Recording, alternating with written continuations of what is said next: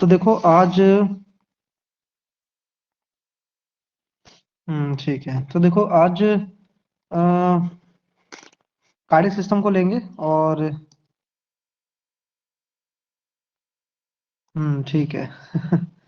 चलो, तो cardiac system में आज हम आगे बात अपनी बढ़ाएंगे। लास्ट में हमने SA node, AV node, bundle of His, right bundle branch, left bundle branch और उसके साथ साथ हमने परकिंजी फाइबर देखे थे। ठीक है, परकिंजी फाइबर देखे थे। तो अगर मैं हार्ट का कुछ शेप बनाऊं तो ये कुछ इस तरीके से हार्ट हमें देखने को मिलता है। ठीक है, हार्ट कुछ इस तरीके से हमें देखने को मिलता है ऐसा। ठीक है, ये हमारा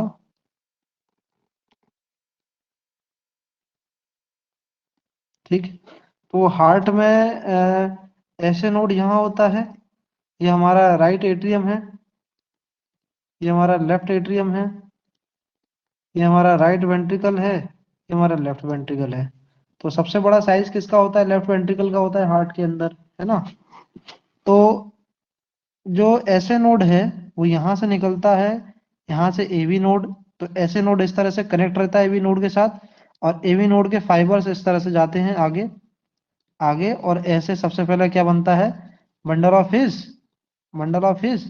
और फिर यहाँ से एक लेफ्ट बंडल ब्रांच, एक राइट बंडल ब्रांच निकलेगी, और यहाँ से जाके इस तरह से ये पूरे फैल जाती है। और फिर यहाँ से निकलती है परकिंजी फाइबर ऐसे। ठीक है, इस तरह से परकिंजी फाइबर निकलते हैं, पूरे हार्ट में धीरे धीरे जाके फैलते हैं। ठीक।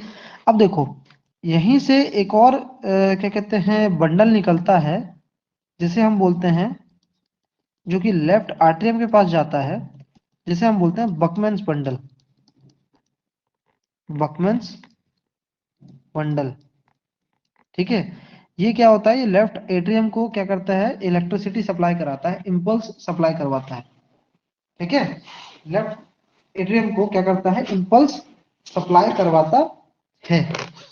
ठीक। अब देखो,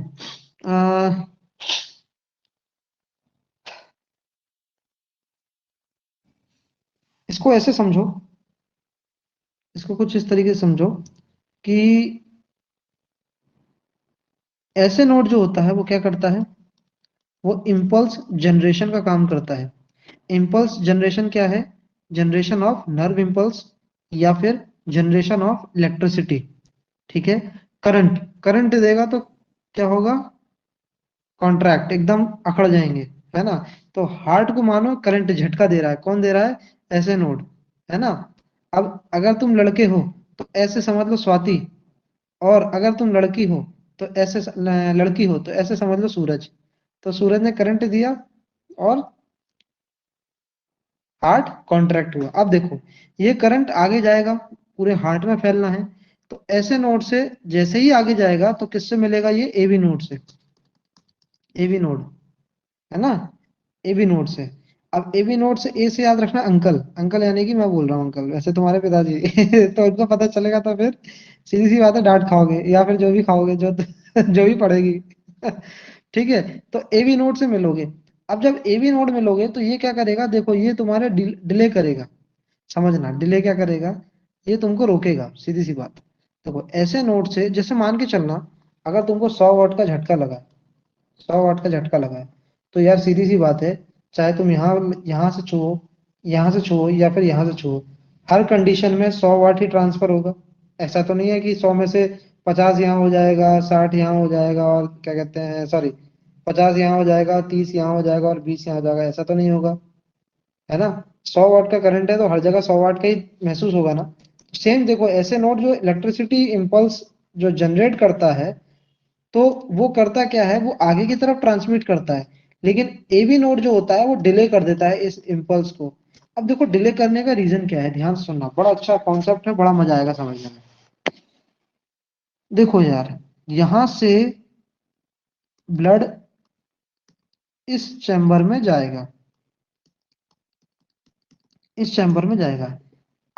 एट्रियम एक साथ कॉन्ट्रैक्ट करते हैं, और वेंट्रिकल भी एक साथ कॉन्ट्रैक्ट करते हैं। ऐसा नहीं होता कि सबसे पहले ये कॉन्ट्रैक्ट करेगा, फिर ये सबसे पहले ये कॉन्ट्रैक्ट करेगा, फिर ये करेगा, फिर ये करेगा, ये करेगा। ऐसा थोड़ा ना सीक्वेंस थोड़ी ना है।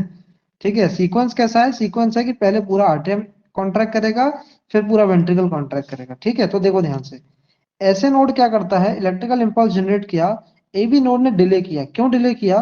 क्योंकि ब्लड यहां से इधर जाना था। अब देखो मेरी बात सुनना, अगर ये भी चैम्बर कॉन्ट्रैक्ट हो गया और ये भी चैम्बर कॉन्ट्रैक्ट हो गया, तो क्या हार्ट फटेगा कि नहीं फटेगा? सोच के बताओ। अगर मैंने ऊपर से इसको भी दबा दिया और सेम टाइम पे मैंने इसको दबा दिया, तो क्या हार्ट फट जाएगा कि नहीं फट जाएगा? बिल्कुल फट जाएगा। ये तो वही बात हो गई, बलून को मैंने चारों तरफ से दबा दिया, तो बलून को जब चारों तरफ से दबाओगे तो बलून फट जाएगा। और हार्ट एक बलून की तरह ही है ना? आपका दिल जो है एक बलून की तरफ है, बलून की तरह है। तो सबसे पहले आपने देखोगे क्या करोगे, सबसे पहले बलून को ऊपर की तरफ से दबाओगे, सबसे पहले बलून को ऊपर की तरफ से दबाओगे। ठीक है, सबसे पहले बलून को क्या करोगे, ऊपर की तरफ से दबाओगे। जब बलून को ऊपर की तरफ से दबाओगे, यहां से जब बलून दबेगा, तो ये चैम्बर जो होगा बंद हो जाएगा, ये चैम्बर जो होगा बंद हो जाएगा, और इस चैम्बर से ब्लड बाहर आ जाएगा और इस चैम्बर में पहुंच जाएगा, इस चैम्बर में पहुंच जाएगा। ठीक है, और जब इस चैम्बर में पहुंचेगा तो उस कंडीशन में ये चैम्बर ओपन रहेगा। अब देखो मान, अब मैं यही समझाना चाह रहा हूं, एवी नोड जो डिले कर रहा है ना, वो इसीलिए कर रहा है ताकि ये चैम्बर रिलैक्स रहे और ये चैम्बर कॉन्ट्रैक्ट रहे, जिसकी वजह से ब्लड का फ्लो आर्टरियम से वेंट्रिकल की तरफ आ जाए। वेंट्रिकल के फिलिंग की वजह से, वेंट्रिकल को फिल होने के लिए इसका रिलैक्स होना थोड़ा जरूरी है, थोड़ा क्या इंपॉर्टेंट ही है, पूरी जरूरी है। तो ये जो इम्पल्स है ना, वो हल्का सा डिले कर देता है ऐसे नोड की इम्पल्स को। एबी नोड जो होता है वो ऐसे नोड की इम्पल्स को थोड़ा सा डिले कर देता है, ताकि इलेक्ट्रिसिटी आगे ना पहुंचे। अगर आगे पहुंच गई तो ये भी कॉन्ट्रैक्ट कर जाएगा, और अगर ये भी और ये भी एक साथ कॉन्ट्रैक्ट कर गए तो दिक्कत हो जाएगा। देखो समझने की बात क्या है, सिंपल है। ये खंबा है, ये खंबा है, हाथ से आपने इस खंबे में करंट आ रहा है, तो अगर आपने इस हाथ से खंबे को छुआ है, हाथ से खंबे को छुआ है, तो मेरे को एक बात बताओ, इस हाथ से आप तुम, एक सेकंड, ये हाथ से तुमने खंबे को छू लिया है ना? ये हाथ से खंबे को छू लिया है। अब मुझे एक बात बताओ, जब तुम इस हाथ से खंबे को छूते हो, तो जिस पॉइंट पे ये इलेक्ट्रिसिटी तुम्हें पास करती है, तुम्हारे पूरे शरीर में करंट फैलेगा या फिर सिर्फ हाथ में ही, हाथ में फैलेगा, ये बताओ। क्या तुम्हारे पूरे शरीर में करंट फैलेगा कि सिर्फ हाथ में फैलेगा? तो ऑब्वियस सी बात है, पूरे शरीर में फैलेगा एक साथ, पूरे शरीर में एक साथ फैलेगा। तो भाई यह भी तो यही बात हुई, यहाँ भी तो यही बात हुई ना, कि यहाँ पे जो इलेक्ट्रिसिटी जनरेट हो रही है, ऐसे नोड कर रहा है, ये भी इलेक्ट्रिसिटी जो भेजेगा वो पूरे में एक साथ भेजेगा। अब वो क्या कह रहा था, ये क्या कह रहा है, मतलब इसकी बात कर रहे हैं एवी नोड की, ये क्या कह रहा है, ये कह रहा है कि नहीं भाई 2 मिनट रुक जाओ, तुम आगे चले जाना, पहले 2 मिनट रुक जाओ बस। क्यों? ताकि ये फिल हो जाए। अगर तुमने इलेक्ट्रिसिटी आगे भेज दी तुरंत, तो ये फिल नहीं हो पाएगा, वेंट्रिकल फिल नहीं हो पाएंगे, और हार्ट जो होगा फट जाएगा। तो एबी नोड का काम होता है इलेक्ट्रिकल इंपल्स को क्या करना, डिले करना। ठीक है, ऐसे नोड से जो नर्व इंपल्स जनरेट हुई है, उसको डिले करने का काम किसका होता है? एवी नोड का, एवी नोड का। AV node delayed the impulse generated by the SA node in order to fill the blood मतलब in order to fill the ventricles, ventricle chambers। ठीक है, वेंट्रिकल चैम्बर्स को फिल करने के लिए AV node क्या करता है, इलेक्ट्रिकल इंपल्स को डिले कर देता है। ठीक, ये बात समझ में आई होगी। अब देखो ये वाला जो यहाँ से क्या जा रहा है, ये यहाँ से जा रहा है बकमैन्स बंडल, यहीं से एक ब्रांच जा रही है इसकी, क्या कह रही है, क्या नाम दिया इसका हमने, बकमैन्स बंडल। ठीक है, ऐसे ही क्या होगा देखो, जब एवी नोड डिले कर देगा, तो यहाँ पर जो इम्पल्स की जो ताकत होगी वो थोड़ी कम हो जाएगी, और जैसे जैसे ये आगे बढ़ती जाएगी वैसे वैसे इम्पल्स की ताकत और कम होती जाएगी। ये वही बात हुई थी, ये वही बात होती है कि अगर यहाँ से इलेक्ट्रिसिटी जनरेट हो रही है, तो जैसे जैसे जितना लंबा तार भेजते जाओगे, उसकी इंटेंसिटी धीरे धीरे धीरे धीरे ट्रेवल करते करते करते करते कम होती चली जाएगी। सेम यहाँ पे भी होता है, एवी नोड में थोड़ी सी कम रहती है, बंडल ऑफ फेस में थोड़ी और कम हो जाती है, right bundle left bundle branch में थोड़ी और कम हो जाती है और परकिंसंस फाइबर में आते आते थोड़ी सी और स्लो हो जाती है। और फिर यही इंपल्स फिर से कंटिन्यूस जनरेट होता रहता है। तो ये जो ऐसे नोड इलेक्ट्रिकल इंपल्स जनरेट करता है ना, इसी से आपका हार्ट क्या होता है, हार्ट की साइकिल जो होती है पूरी कंप्लीट होती है, चलती है, जैसे हम कार्डियक साइकिल बोलते हैं। अभी हम बात करेंगे कार्डियक साइकिल होती क्या है। ठीक है। इस ऐसे नोड की वजह से ही हार्ट की साइकिल चलती है, कार्डियक साइकिल चलती है। और हमने जो बात करी थी कि हार्ट की जो रेट कितनी होती है, 72 बीट्स पर मिनट, है ना। वो किस के बेसिस पे होती है, वो इसी ऐसे नोड के बेसिस पे होती है। ऐसे नोड ही इसकी हार्ट रेट की जो एक्टिविटी होती है 72 बीट्स पर मिनट पे रखता है। और इसी 72 बीट्स पर मिनट को हम क्या बोलते हैं, इसके लिए एक नाम यूज करते हैं जिसे हम क्या बोलते हैं, साइनस रिदम। क्या बोलते हैं, sinus, S I, sinus, sinus, S Y N S, sinus, sinus,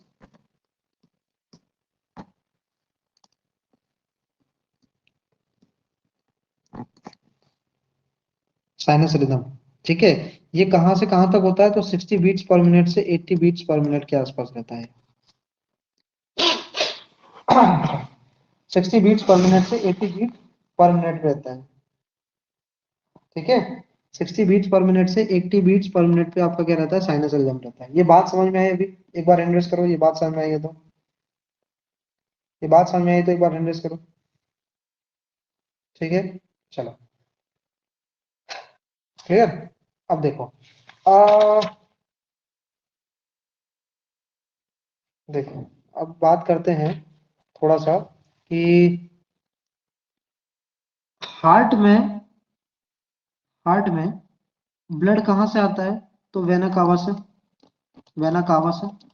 देखो, इसी से एक रिलेटेड क्वेश्चन बताता हूँ, पूछा जाता है, पूछा तो नहीं गया लेकिन एक फैक्ट है, कुछ जगह पे मिला है कि वेना कावा में भी सबसे बड़ा वेना कावा कौन सा होता है, तो इंफीरियर लिखा रहता है कहीं, इंफीरियर लिखा रहता है। तो अगर ऐसा क्वेश्चन आता है इन केस, तो याद रखना वेना कावा लिखना, इंफीरियर, सुपीरियर नहीं। ठीक है। इंफीरियर वेना कावा जो होता है लार्जेस्ट, क्या है ये, वेना कावा क्या है, वेन है, लार्जेस्ट वेन। तो लार्जेस्ट वेन कौन सी है, वेना कावा। अगर उसमें भी पूछा जाए कि सुपीरियर है कि इंफीरियर है, तो आंसर आएगा इंफीरियर है। ठीक है। चलो थोड़ा सा आगे बढ़ते हैं। देखो, हार्ट में ब्लड आता है तो कहां से आता है, तो सुपीरियर वेना केवा और इंफीरियर वेना केवा से आता है।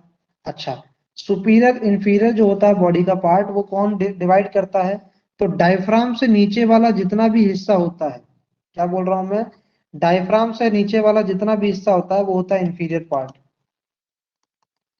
डायफ्राम से नीचे जितना भी हिस्सा होता है उसे हम क्या बोलते हैं, इंफीरियर। और डायफ्राम से ऊपर जितना भी हिस्सा होता है उसे हम क्या बोलते हैं, सुपीरियर। ठीक है। तो डायफ्राम और उससे ऊपर वाला हिस्सा क्या होगा, सुपीरियर होगा। डायफ्राम से नीचे वाला हिस्सा इंफीरियर होगा। ठीक है। डायफ्राम और उससे ऊपर वाला हिस्सा कंबाइंड क्या होंगे, सुपीरियर। और डायफ्राम से नीचे वाला हिस्सा क्या होगा, इंफीरियर। ठीक है। सिंपल याद रखना, डायफ्राम से नीचे वाला हिस्सा पूरा इंफीरियर कहलाता है। ठीक। तो बॉडी दो पार्ट में डिवाइड होती है, सुपीरियर इंफीरियर, और कौन करती है, डायफ्राम। कहां से, डायफ्राम के नीचे वाला इंफीरियर और ऊपर वाला सुपीरियर। ठीक। अब देखो, आगे बढ़ते हैं। तो मैं बोल रहा था कि हार्ट में ब्लड फ्लो होता है कहां से, ऊपर की तरफ से।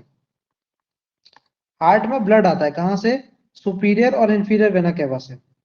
तो सुपीरियर से आएगा और फिर कहां से आएगा, इंफीरियर से आएगा।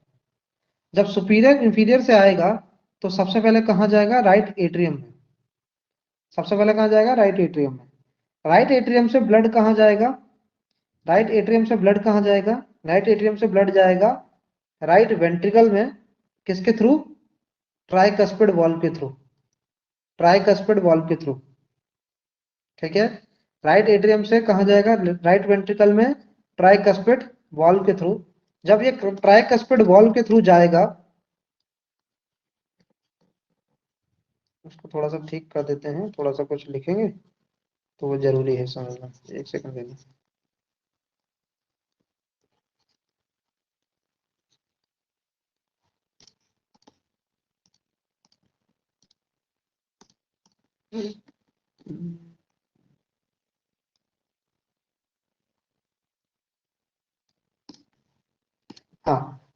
ब्लड ऊपर से आएगा, कहाँ जाएगा, इधर, ठीक है, कहाँ पे, राइट एट्रियम। तो राइट एट्रियम में आ गया, ठीक। यहां से कहाँ जाएगा, यहां से जाएगा आपका लेफ्ट, सॉरी राइट वेंट्रिकल में। राइट वेंट्रिकल में कहाँ जाएगा, ये जो आपका कहते हैं ट्राइकस्पिड वॉल्व है उसके थ्रू होता हुआ जाएगा। अब यहां से एक आर्टरी निकलती है, यहां से एक आर्टरी निकलती है जिसको हम क्या बोलते हैं, पल्मोनरी आर्टरी, पल्मोनरी आर्टरी। अब ये क्या करेगा, ये पल्मोनरी आर्टरी के थ्रू जाएगा, कहाँ पे, ये पल्मोनरी आर्टरी के थ्रू जाएगा यहां से, ठीक है, समझ रहे हो ना। पल्मोनरी आर्टरी कहाँ कनेक्टेड होती है, राइट वेंट्रिकल में। राइट वेंट्रिकल में पल्मोनरी आर्टरी कनेक्ट होती है, और ब्लड का जो फ्लो होता है, ब्लड का जो फ्लो होता है वो राइट वेंट्रिकल से कहाँ जाएगा, पल्मोनरी आर्टरी के अंदर, किसके थ्रू, पल्मोनरी वॉल्व के थ्रू, पल्मोनरी वॉल्व के थ्रू। और पल्मोनरी वॉल्व से जैसे ही ओपन होगा, ये कहाँ जाएगा, इधर चला जाएगा। और यहां से कहाँ जाएगा, यहां से याद रखना सबसे इंपॉर्टेंट चीज, ये हम लंग्स के अंदर पढ़ेंगे, ये कहाँ जाएगा, लंग्स के अंदर, कहाँ जाएगा, लंग्स के अंदर, ठीक है, ये कहाँ जाएगा, लंग्स के अंदर, ठीक, लंग्स के अंदर जाएगा। अब लंग से दोबारा वापस आएगा, लंग से दोबारा वापस आएगा, लंग से कहाँ आएगा, लंग से दोबारा वापस आएगा, कहाँ पे, लंग से वापस आएगा किस जगह पे, आपके राइट वेंट्रिकल में, राइट वेंट्रिकल में, लंग से वापस राइट वेंट्रिकल में आएगा। और जब ये वापस राइट वेंट्रिकल में आएगा, तो राइट वेंट्रिकल से ये फिर कहाँ जाएगा, ये ब्लड जो राइट वेंट्रिकल से कहाँ जाएगा, लेफ्ट वेंट्रिकल में, लेफ्ट वेंट्रिकल में किसके थ्रू, बाइकस्पिड वॉल्व के थ्रू, बाइकस्पिड वॉल्व के थ्रू। तो बाइकस्पिड वॉल्व के थ्रू लेफ्ट वेंट्रिकल में आया। अब लेफ्ट वेंट्रिकल से कहाँ जाएगा, ये पूरी बॉडी में जाएगा, एओर्टा के थ्रू, एओर्टा के थ्रू पूरी बॉडी में जाएगा, कहाँ से होता हुआ, एओर्टिक वॉल्व के थ्रू होता हुआ। लेफ्ट वेंट्रिकल से एओर्टिक वॉल्व को ओपन करेगा और यहां से होता हुआ पूरे बॉडी में जाएगा। और फिर पूरी बॉडी में सर्कुलेट होने के बाद, पूरी बॉडी में सर्कुलेट होने के बाद फिर से वो कहां से आएगा, फिर से वो वेना केवा के थ्रू होता हुआ आएगा, ठीक है। तो ये ब्लड का फ्लो समझ में आया तुमको, ब्लड का फ्लो समझ में आया कैसे क्या हो रहा है, ब्लड का फ्लो समझ में आया कैसे क्या हो रहा है। देखो, वेना केवा से कहाँ आया, वेना केवा से आया राइट एट्रियम में, राइट एट्रियम से ट्राइकस्पिड वॉल्व से होता हुआ कहाँ गया, राइट वेंट्रिकल में, राइट वेंट्रिकल से कहाँ गया, पल्मोनरी आर्टरी में, पल्मोनरी आर्टरी से कहाँ गया, पल्मोनरी आर्टरी से, अच्छा ये बताना भूल गया था मैं, ये जो आएगी ना इसको पल्मोनरी वेन बोलेंगे, ठीक है, इसको क्या बोलेंगे, पल्मोनरी वेन। लंग से जो आई इसको पल्मोनरी वेन बोलेंगे। देखो, पल्मोनरी आर्टरी से फिर कहाँ गया, लंग्स में, लंग्स में, लंग्स में, लंग्स से फिर वापस कहाँ आया, ये लंग्स से वापस आया पल्मोनरी वेन के थ्रू, कहाँ, पल्मोनरी वेन के थ्रू कहाँ पे, लेफ्ट आर्टरियम में, लेफ्ट एट्रियम में, लेफ्ट एट्रियम में कहाँ गया, लेफ्ट एट्रियम से ये गया बाइकस्पिड वॉल्व के, वॉल्व से होता हुआ कहाँ, बाइकस्पिड वॉल्व से होता हुआ क्या, लेफ्ट वेंट्रिकल में। और लेफ्ट वेंट्रिकल से कहाँ गया, लेफ्ट वेंट्रिकल से अयोटा से होता हुआ, अयोटा से होता हुआ कहाँ गया, बॉडी में।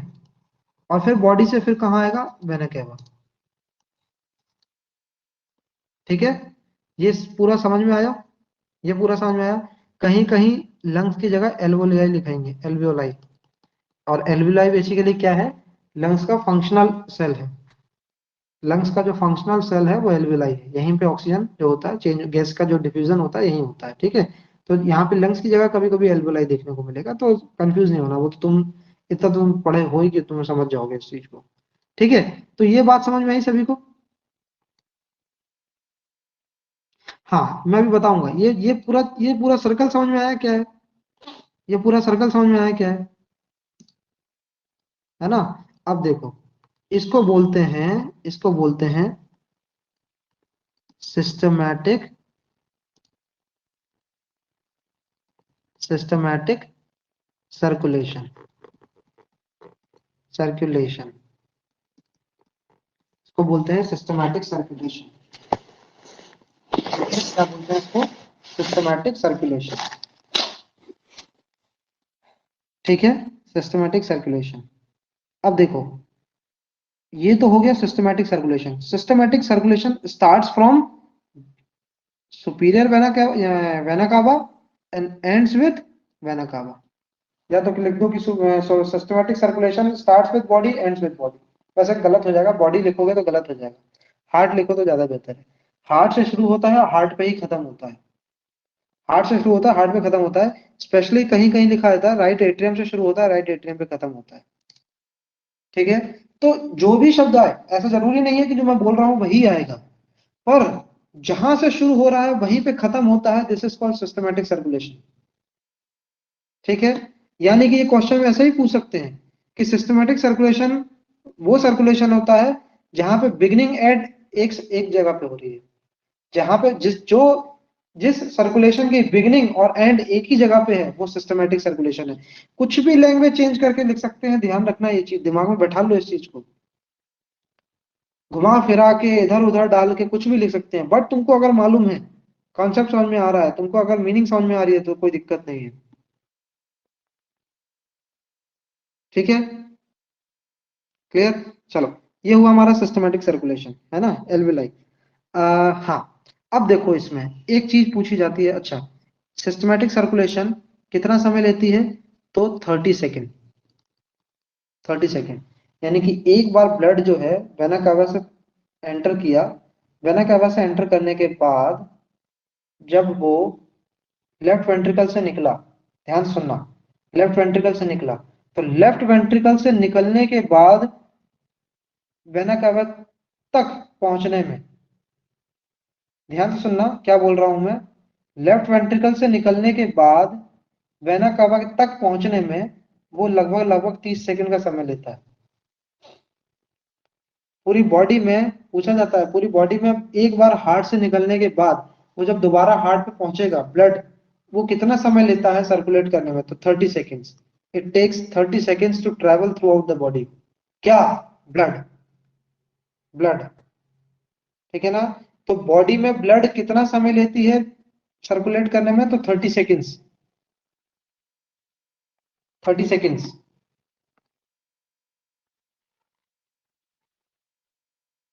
क्लियर? क्लियर हुआ ये बात, है ना? अब देखो इसमें एक चीज और समझना है। पल्मोनरी आर्टरी से होता हुआ, पल्मोनरी आर्टरी से होता हुआ, पल्मोनरी आर्टरी से होता हुआ पल्मोनरी वेन तक का जो सर्कुलेशन होता है, पल्मोनरी आर्टरी से लेके पल्मोनरी वेन तक का जो सर्कुलेशन होता है, उसको हम बोलते हैं pulmonary circulation. Pulmonary circulation, pulmonary circulation. क्या बोल रहा हूँ? पल्मोनरी आर्टरी से लेके पल्मोनरी वेन तक का जो सर्कुलेशन होता है, उसको हम क्या बोलते हैं? Pulmonary circulation. बात क्लियर है? बात क्लियर हो रही है? ठीक है, ध्यान रखना ये बात।